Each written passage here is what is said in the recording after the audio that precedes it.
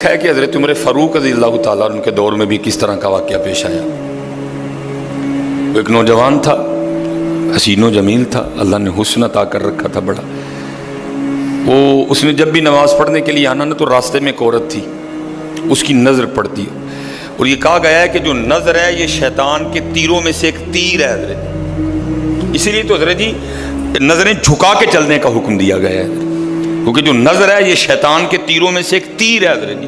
پڑھ تو یہ ایک دفعہ جاتی ہے لیکن کتنی دنوں تک حضرت اس نظر کا جو اثر ہے وہ دل سے نہیں جاتا حضرت۔ اپنی نظریں بڑی سنبھالو حضرت، اپنی نظریں بڑی سنبھالو حضرت۔ اس کی تو نظریں پاک تھیں لیکن راستے میں ایک عورت تھی، اس کی پاک نہیں تھی۔ اس نے آتے جاتے جاتے آتے آتے جاتے اس کو دیکھنا، شیطان نے اپنا کام کرنا شروع کر دیا۔ اس نے ایک دن کیا کیا، اس نے اپنی خادمہ سے نا اپنی خواہش کا اظہار کیا، میرا دل کرتا ہے کہ اس نوجوان سے نہ تنہائی ملے، لیکن ملے تو ملے کس طرح۔ وہ جو خادمہ تھی ذرا پکی عمر کی تھی، اس نے کہا یہ تو کوئی مشکل کام نہیں ہے، آج ہی رات کو بات بنا دیتی۔ وہ جب عشاء پڑھ کے وہ نوجوان مسجد سے نکلا نا، وہ خادمہ راستے میں کھڑی ہو گئی، اس کو روک لیا، اس کو 2-3 احادیث سنائیں، 2-3 آیات مبارکہ سنائیں کسی کے کام آنے کے حوالے سے۔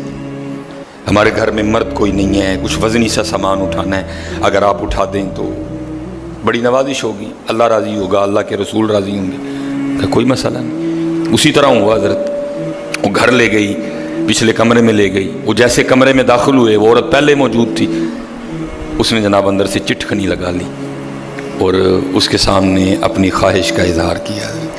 جیسے میں نے کہا نا بڑا مشکل موقع ہوتا ہے، لیکن وہ نوجوان ہماری طرح کا نوجوان نہیں تھا، وہ قرآن والا نوجوان تھا، اس کا تعلق قرآن سے مضبوط تھا۔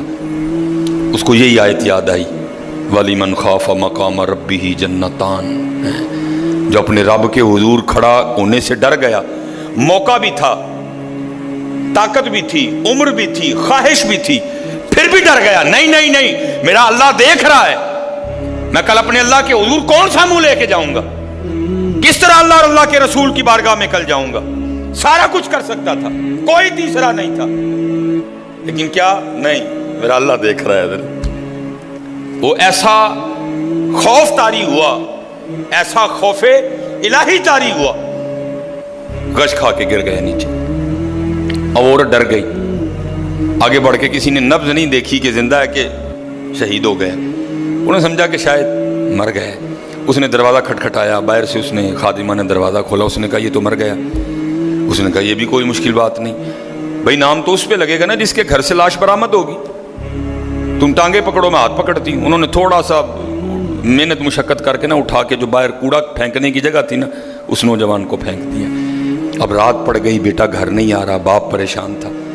جب کافی وقت گزرا نا تو والد صاحب بیٹے کی تلاش میں نکلے، تو راستے میں کیا دیکھتے ہیں کہ وہ جو کوڑا کرکٹ پھینکنے کی جگہ ہے وہاں بیٹا پڑا ہوا ہے۔ بیٹے کو اٹھایا، گھر لے آئے، منہ پہ پانی کے چھینٹے مارے، بیٹے کو ہوش آئی۔ باپ نے پوچھا پتر کیا ہوا، وہ بیٹے نے پھر سنانا شروع کیا۔ جب پھر وہاں پہنچا نا کہ اس عورت نے مجھے دعوت زنا دی، تو پہلے تو خوف الہی کی وجہ سے بے ہوش ہوا تھا، اس بار اتنا خوف الہی نے غلبہ کیا کہ واقعی روح پرواز کر گئی ہے۔ والد نے راتوں رات جنازہ کروا دیا۔ صبح والد صاحب فجر کی نماز کی جماعت میں شریک نہیں ہو سکے۔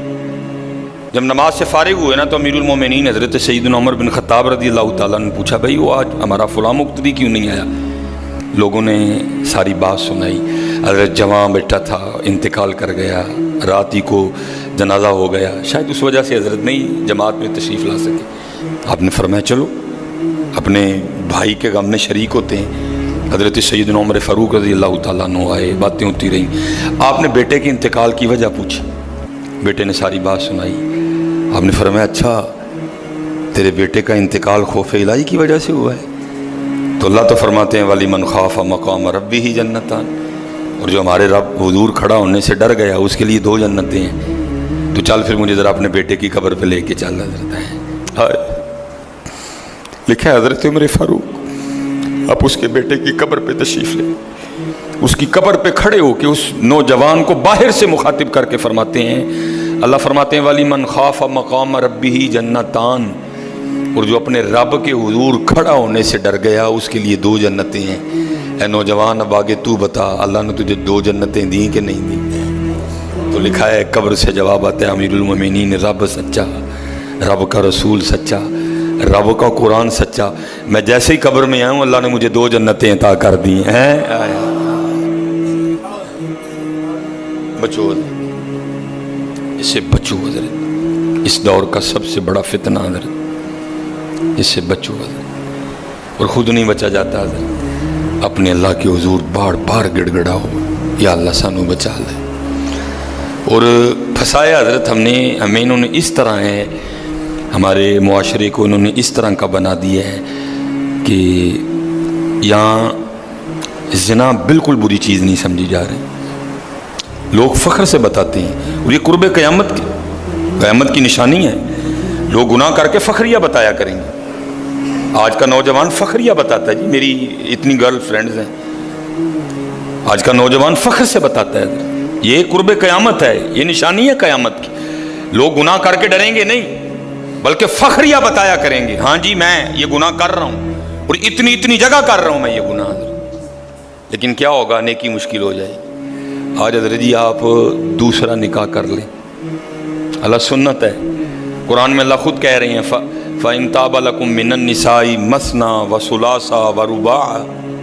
پہلے کی تو اللہ نے بات ہی نہیں کی، بات ہی دوسرے سے شروع ہو رہی ہے۔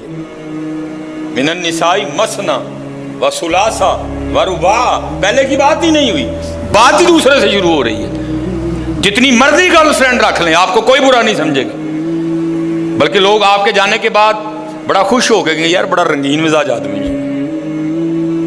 لیکن حضرت آپ دوسرا نکاح کر لیں، اسی وقت آپ لوگوں کے کاغذوں میں 2 نمبر ہو جائیں گے حضرت۔ پیکے بھی ناراض، سونے بھی ناراض، پرا بھی ناراض، سالہ بھی ناراض، ہیں جی چھوٹا بھی ناراض، وڈا بھی ناراض ہے۔ یہ کیا ہے؟ یہ قرب قیامت ہے حضرت۔ گناہ اچھا ہو گیا، گناہ آسان ہو گیا، نیکی بری سمجھی جانے لگی، نیکی مشکل ہو گئی حضرت۔ اس لیے بچو حضرت، اور اس کا طریقہ جو ہمیں ہمارے بڑوں نے بتایا ہے یہی ہے حضرت جی، روز سرگی اٹھو تے اللہ دے حضور رو، یا اللہ جے دن چڑھے آئے تے تیرے فضل نہ چڑھے آئے، جے چاڑے تے پھر ساڑی حفاظت بھی فرمائیں گے، سانو بچا بھی لیں گے، ساڑی حفاظت بھی فرمائیں گے۔ تو حضرت جی دنیا تو 4 دن کی ہے، جا رہی ہے، کالے وال مسافر ہوئے، چٹیاں ڈیرے لائے، کالے وال مسافر ہوئے، چٹیاں ڈیرے لائی، ویکھ محمد بخشا موت سے نہیں آئی۔ اور حضرت جی اللہ سب کو اپنی حفاظت میں رکھے۔ اگر کوئی اس گناہ میں پھنسا ہوا ہے، اگر کوئی اس گناہ میں پھنسا ہوا ہے تو میں کہوں گا کہ توبہ کر لیں سارے حضرت، کیونکہ حضرت یہ وہ گناہ ہیں کر تو ہم رہے ہیں لیکن اس کی سزا ہماری نسلوں کو بھگتنی پڑنی ہے حضرت۔ کیونکہ امام شافعی رحمۃ اللہ تعالی علیہ فرماتے ہیں زنا وہ قرض ہے جو لے تو رہا ہے لیکن چکائے گی تیری اولاد حضرت۔ زنا وہ قرض ہے جو لے تو رہا ہے لیکن چکائے گی تیری اولاد حضرت۔ اس لیے حضرت جی اپنی اولاد کے لیے، اپنی بیٹیوں کے لیے، اپنی بہنوں کے لیے گڑھے نہ کھودو حضرت، اس سے بچو حضرت، اس سے بچو۔